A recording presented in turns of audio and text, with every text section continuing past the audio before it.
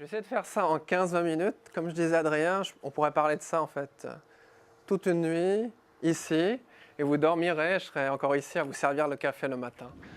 Donc en fait, ce qui m'a intéressé au début dans ce sujet, moi c'est plus en fait une mise en abîme, c'est en fait une sorte de remise en question sur le sujet en fait comment cibler vos conversations avec vos tribus.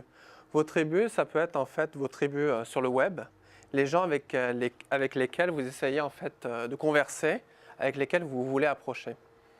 Donc c'est plus en fait une remise en question, une petite analyse qui est en fait de mon point de vue. Vous pouvez appliquer à votre business ou d'un point de vue personnel. Après, moi, ce qui va m'intéresser, sur une deuxième partie dans la présentation, c'est de discuter en fait comment vous organisez en fait votre vie numérique. C'est aussi un de mes credos, une de mes passions. Comment vous faites pour organiser toutes ces conversations avec toutes les tribus que vous avez? Comment vous essayez de capturer ça? Comment vous ne perdez pas de temps? Parce que le temps est en fait une donnée très importante. Donc je vais commencer. Donc une des premières questions en fait que beaucoup de gens en fait ne se posent pas, c'est que voulez-vous? Il suffit en fait de vous asseoir sur une table et de vous poser en fait la question, qu'est-ce que je veux? Est-ce que je veux rejoindre, quels gens je veux rejoindre? Est-ce que vous voulez faire des conversations qui sont plus dans le domaine du business? Est-ce que vous voulez plus parler sur des sujets que vous aimez? Ça peut être la bande dessinée, ça peut être le cinéma, ça peut être la peinture. C'est vraiment important de vous poser cette question, parce qu'en fonction de cette question, vous allez en fait orienter vos communications. Et vous allez orienter vos communications et vous allez essayer de trouver les gens avec lesquels vous voulez parler, qui vous voulez rejoindre. Enfin, vous pouvez essayer des conversations qui sont plus une expérience de conversation, c'est-à-dire des avis sur TripAdvisor, vous postez des avis dans différents endroits pour donner en fait votre point de vue sur quelque chose. Donc cette question, que voulez-vous? Je suis sûr, qui dans la salle s'est déjà posé cette question avant d'investir tous les réseaux sociaux? C'est assis sur une table. Luc? Adrien? Ok, on va dire à peu près le quart de la salle. C'est vraiment important parce que c'est des choses vraiment très simples. Le but, ce n'est pas de vous mettre sur Facebook, Twitter, ces réseaux. C'est de savoir qu'est-ce que vous voulez pour essayer de joindre la population avec laquelle vous voulez vous connecter. Les gens avec lesquels vous voulez rejoindre, les gens qui se trouvent à Gatineau, ou à Ottawa, ou à Drummondville, sont à différents endroits en fait, sur le web. En fonction en fait, de votre objectif, c'est ça qui va vous décider en fait, aller les chercher. Donc vous allez en fait écouter là où se trouvent vos tribus. Ça peut être des gens dans l'industrie, ça peut être des gens dans la business, ça peut être des gens qui partagent votre même passion. Et qu'est-ce qu'il faut faire pour ça? Il faut monitorer avant et après. Je vois beaucoup de gens en fait, qui s'inscrivent un peu partout, qui commencent à tweeter, qui commencent à envoyer de l'information, partager leur expertise dans un domaine, mais qui n'ont pas vraiment monitoré qui ils veulent rejoindre. Parce que si vous voulez rejoindre des gens dans l'industrie en Amérique du Sud, par rapport à ce que vous voulez exporter comme produit, il faut un peu chercher avant où ils se trouvent. Vous avez bien sûr, là je vous ai mis de screenshot, la Google Experience. Vous avez Google Trends pour essayer de voir les tendances par rapport à votre industrie, faire des comparaisons. Vous pouvez essayer de chercher par rapport dans le domaine des blogs, qui parle de votre domaine dans tous les blogs, pour essayer d'avoir une tendance. Après, vous pouvez récupérer l'information et le mettre par exemple dans un fil RSS.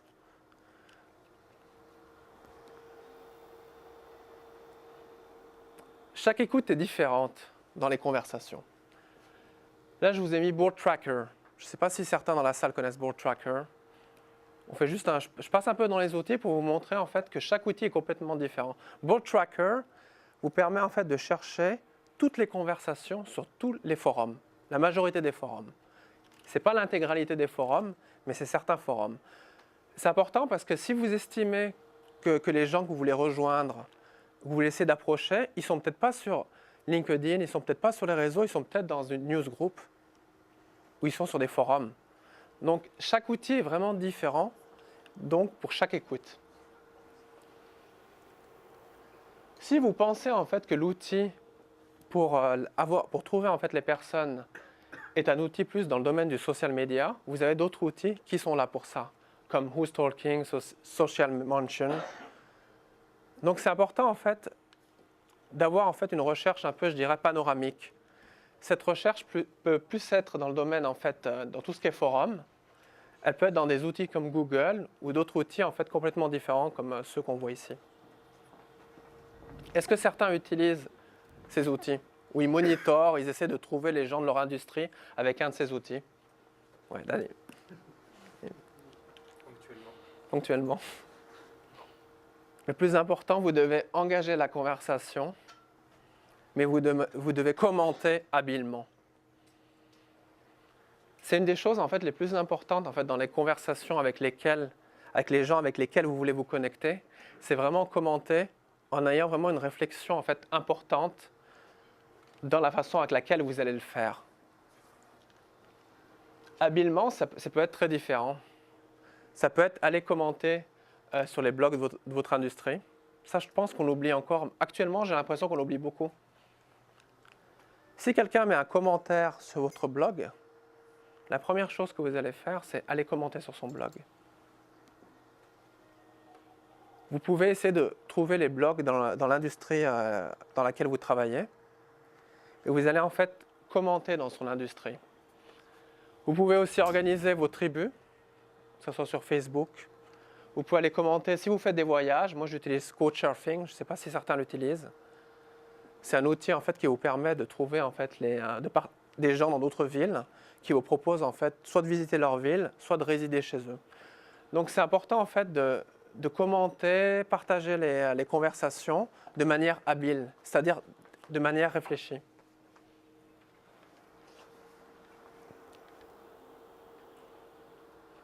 Le plus important dans toutes ces conversations, dans toutes ces publications que vous allez faire, c'est toujours de ramener l'ensemble vers votre univers. Votre univers, pour moi, c'est votre maison, c'est votre blog. Donc toutes les conversations que vous allez disséminer un peu partout, sur les forums, sur les groupes LinkedIn, sur LinkedIn Answer, les endroits dans lesquels en fait, vous estimez que vous pouvez avoir une visibilité, vous pouvez montrer votre expertise, tout doit ramener en fait vers votre blog. C'est ce qu'on appelle l'outpost. C'est très très important parce que n'importe quel outil, on ne sait pas en fait si ces outils seront éphémères ou pas. Mais à la fin, ce qui reste, et en 2010, c'est plus qu'important, c'est votre blog, c'est votre site, c'est votre contenu principal. C'est l'endroit où toutes ces conversations doivent en fait ramener les gens que vous voulez approcher. Ça, c'est quelque chose auquel je tiens beaucoup. Vous devez répondre à toutes vos conversations, toutes. Qui est dans la salle répond à toutes ces conversations? Les mails, je parle des status, les gens qui ont commenté dans votre status.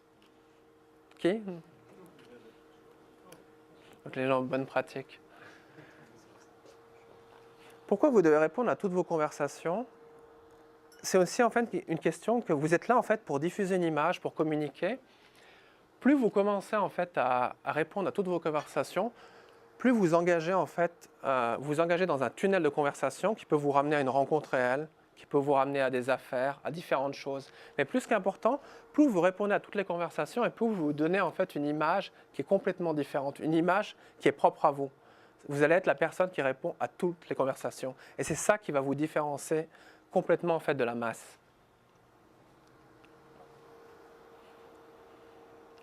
Je vous prenais juste ces deux screenshots pour vous montrer. Donc la personne, merci pour ton commentaire.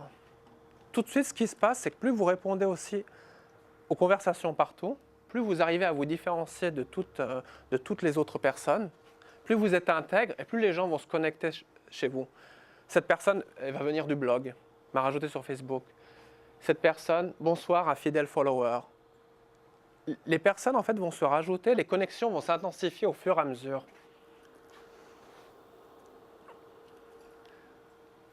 Dans toutes ces conversations avec vos tribus sur le web, avec les gens que vous voulez approcher, J'ai mis une sorte de clé. Il faut trouver une porte d'entrée.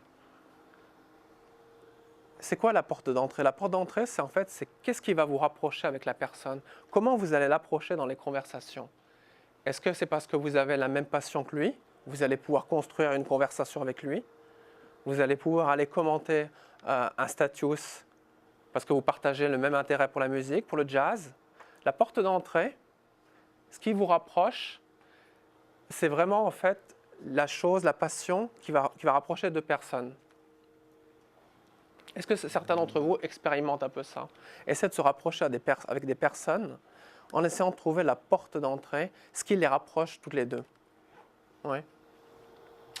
J'ai mis ces cartes. Love, pour moi, dans la conversation, il faut aimer la personne.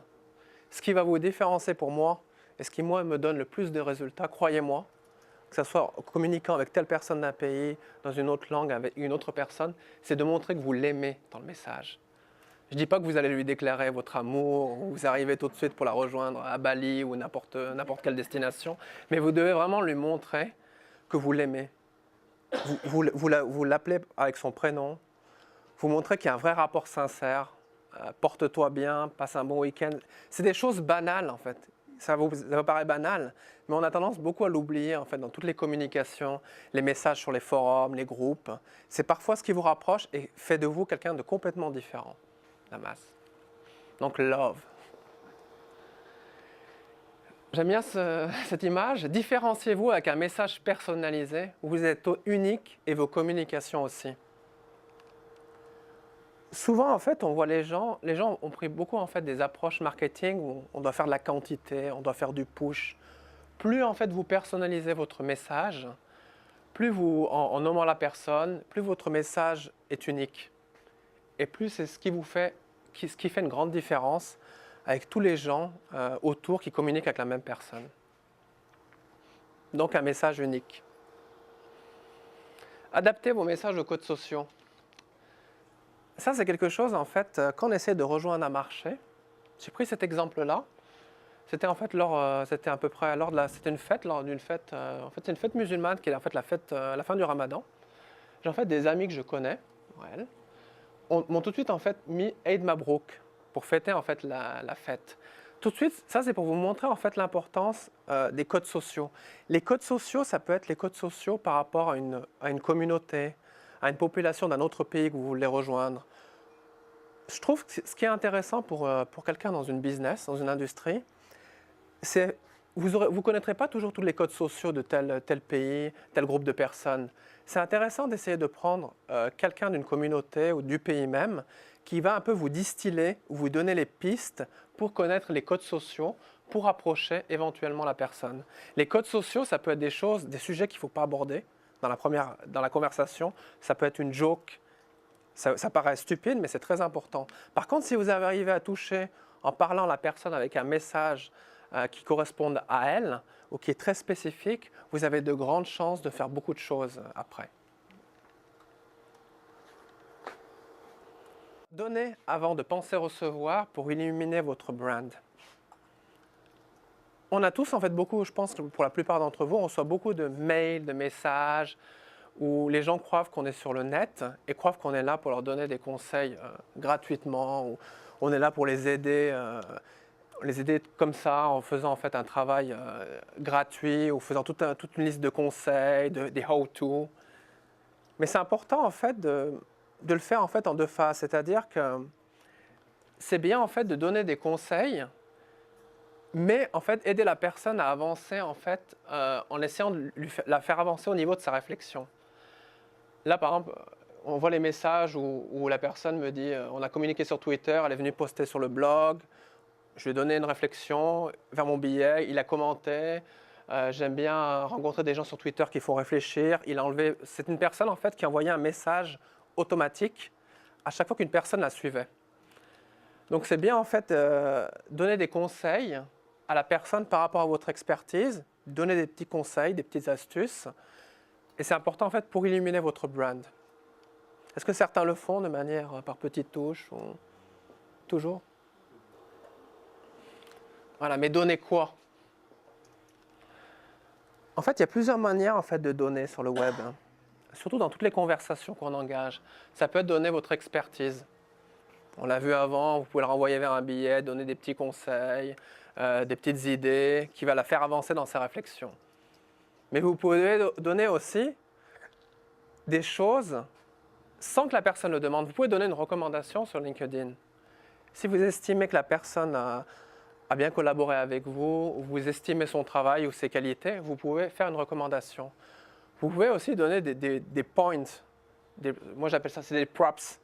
Si certains utilisent Blip FM, ça vous met en fait tout de suite en valeur parce que vous aimez la même musique, donc vous donnez des points à la personne. Donc, donner peut revêtir différents aspects qui sont très différents. Toutes ces conversations que l'on fait avec les gens, avec les tribus sur le web, il faut les indexer. Il faut les indexer pour ça soit très facile en fait de vous trouver. L'indexation, c'est bien sûr, sur Twitter, ça va être le hashtag. Ça peut être des tags sur Flickr, sur les différents réseaux. Plus vous réussirez à bien indexer ce que vous écrivez avec des mots-clés, plus vous avez une chance qu'on aille rejoindre votre message, qu'on aille vous trouver.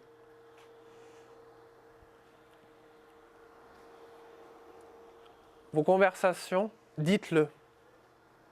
N'ayez pas peur en fait de dire, tout le monde utilise les status bien sûr, mais souvent on oublie que dans les réglages en fait de vos sites, dans les sites que vous utilisez, les sites de réseaux sociaux, c'est important en fait de régler en fait l'ensemble pour que vous dites quelque chose, que vous dites que vous avez changé de job, vous dites que vous cherchez une nouvelle job, que vous occupez une nouvelle fonction. Permettez aux gens de se connecter à vous en leur disant soit que vous avez changé quelque chose, soit que vous voulez quelque chose. C'est très important dans la conversation. Tant que vous ne le dites pas, il n'y a personne qui peut savoir que vous cherchez un partenaire commercial dans telle zone ou complètement autre chose. Où serez-vous? Dans toutes les conversations, on essaie de se connecter à des gens, surtout on essaie de se connecter à des gens vers le réel.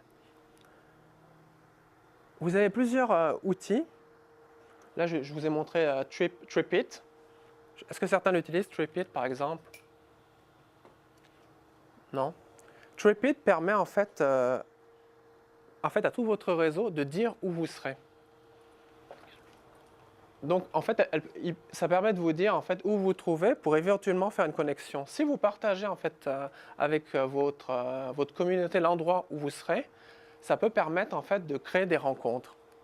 Donc TripIt, vous pouvez le mettre sur LinkedIn, vous pouvez le mettre sur votre blog. Et vous avez aussi maintenant Foursquare, qui est pour la géolocalisation pour ceux qui l'utilisent. Toutes ces conversations, le but en fait, ça peut être de créer cette rencontre vers un endroit particulier. C'est parce que les gens en fait dans votre communauté, sur votre réseau, savent que vous allez être à tel endroit, que ça peut vous créer une rencontre qui peut démarrer sur une collaboration, sur une business. Donc n'hésitez pas à dire où êtes-vous. Donc moi aussi. Je vous prends cet exemple. Donc c'est une proposition d'un café parce que j'ai mis à jour mon TripIt parce que je vais aller au PodCamp de Toronto. Le fait que vous dites en fait l'endroit où vous serez dans vos conversations peut vous connecter et directement vous pouvez avoir des propositions soit de café, soit de travail, soit de business. Les conversations se finalisent. Rencontrons-nous. Ça c'est un point qui est très important. Depuis le temps que je fais du web, plusieurs années, c'est vraiment important. Je me suis rendu compte, et je pense qu'il y a beaucoup qui sont de mon avis, que rien ne vaut la rencontre réelle. Surtout si vous voulez finaliser quelque chose, le face-à-face est vraiment essentiel pour terminer les conversations qu'on a engagées en fait sur le web. Donc vous avez en fait, soit vous créez en fait votre rencontre avec un meet-up pour amener les gens avec lesquels vous avez conversé vers la rencontre réelle, le face-à-face, soit vous pouvez aller à des événements qu'on connaît tous pour finaliser donc ces conversations. Dans toutes ces conversations, on a des conversations un peu partout en fait dans le web. Et très vite, en fait, on est dépassé. Donc, ça, c'est une image où vous Vous mettez des contenus un peu partout, vous partagez, vous parlez blabla partout, vous faites du bruit si vous aimez faire ça. Donc au bout d'un moment, il faut bien capturer tous ces échanges. Pourquoi il faut capturer tous ces échanges? Parce que quelque chose qui s'est dit à un moment, peut-être dans une semaine, vous aimeriez revenir dessus pour faire avancer ça vers une autre direction. Là, je vous ai mis une idée. Là, on rentre dans une partie plus technique. C'est pas trop technique, mais c'est juste pour donner en fait un autre point de vue. Toutes ces conversations, vous pouvez les capturer. Vous avez en fait des outils. C'est important que ça soit cloud, c'est-à-dire en fait que vous pouvez récupérer les contenus. Les contenus sont mis dans différents endroits. Vous avez Google Doc avec l'application Gears qui vous permet de garder le contenu sur votre ordinateur, sur votre desktop. Vous avez Evernote si vous voulez organiser en fait les contenus de vos conversations. Est-ce que certains utilisent ces applications pour garder les conversations éparpillées, pour capturer les conversations? Ouais. C'est important parce qu'à un moment, vous avez envoyé un tweet quelque part, vous avez envoyé un status quelque part, il y a quelque chose qui s'est passé, une communication qui s'est passée. Toutes ces conversations, ce n'est pas que le mail, vous ne pouvez pas les sauvegarder, il faut bien les capturer quelque part. Si vous arrivez à organiser toutes ces conversations en capturant un moment, avec Evernote, d'autres outils que vous pouvez récupérer sur votre ordinateur, votre iPhone, vous pouvez les organiser par date pour un moment. Ah, cette conversation est intéressante, elle peut peut-être déboucher sur quelque chose. Je dois retravailler cette communication avec cette personne. Organisez-vous. Un workflow pour gérer les conversations. Ça, c'est une image intéressante parce que c'est comme si elle organisait sa vie numérique, les contenus qu'elle partage, qu'elle écrit, les conversations qu'elle fait, en fonction d'un horaire précis, d'une certaine organisation. Je ne pense pas que vous allez voir, ça c'est un peu une image, elle n'est pas en couleur de mon workflow. Parce que j'ai un workflow en fait où j'organise les différentes conversations, les présences sur le web. Juste vous prendre un exemple un peu plus. Organisez vos conversations. Vous pouvez très bien décider un moment, je prends un exemple très simple. Vous recevez beaucoup d'actualités par rapport à votre domaine, dans les flux d'actualité, les flux RSS, les alertes Google, tout ce que vous voulez. Si votre but, c'est par exemple de montrer votre expertise dans ce domaine, outre les écrits sur votre blog et ailleurs, vous allez décider d'envoyer des tweets en partageant des articles de votre industrie. C'est à vous de vous organiser avec des outils pour vous dire « Ah, le matin, je vais scheduler des tweets avec des spécifiques tags. Pendant 1 heure, je vais lire mes flux RSS et je vais envoyer 15 tweets sur mon domaine à 1 heure d'intervalle ou 1 heure et demie d'intervalle. » Pourquoi c'est important d'essayer d'organiser votre temps?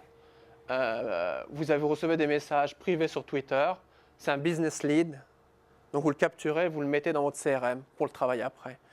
Toute l'organisation de votre temps, de toutes ces conversations, vous devez penser un moment à ça. Vous devez penser à ça pour réussir à organiser en fait votre vie numérique et votre vie réelle. Donc est-ce que certains ont des pratiques comme ça d'organisation? Chantal, tu m'avais dit que tu avais des plages spécifiques. Pour certains, c'est peut-être une vision très militaire des organisations. Mais croyez-moi, si vous avez très peu de temps et vous devez faire plusieurs choses, vous savez que vous allez commencer à arriver spécifiquement vers vos objectifs dans un temps donné. Si vous avez une vie familiale, une vie personnelle, c'est très important de vous organiser pour ne pas perdre votre temps. Je ne dis pas de pulluler et de faire du bruit partout en envoyant des tweets, juste de réfléchir pendant 1 heure, je vais envoyer mes 10-15 tweets pour rejoindre ces communautés et pour qu'elles se connectent à moi. C'est un exemple Twitter, mais on pourra en parler toute la nuit, on pourrait parler des mails, l'organisation des mails en 2 temps dans la journée ou plusieurs temps. Ça, c'est un peu Adrien, je le remercie, qui vient un peu du CRM, qui m'a appris un peu à plus utiliser le CRM. Là, vous avez iRise, je ne sais pas si certains le connaissent, à part Adrien. J'ai mis un autre outil, Sugar CRM, qui est open source, c'est-à-dire gratuit, mais avec une licence. Il y en a beaucoup d'autres. À un moment, toutes les conversations que vous avez partout, les cartes de visite, les conversations du web, qui commencent à devenir des contacts, ça va devenir des leads. Des leads où vous allez faire des actions. Vous allez essayer de rencontrer la personne, lui passer un appel sur Skype. Mais tout ça, vous devez l'organiser dans un outil pour capturer ça. Vous pouvez pas avoir en tête, ah, telle personne, je l'ai eue il y a une semaine sur Twitter. Ah, celle-ci, elle m'a répondu dans le groupe sur LinkedIn Answer, sur ce groupe-là. Elle m'a répondu sur LinkedIn Answer sur ce sujet. Ah, elle pourrait me connecter à cette personne. À un moment, il faut vraiment organiser, en fait, les conversations que vous capturez et les personnes avec lesquelles vous avez une affinité. Voilà, c'est terminé. C'était un peu technique, mais...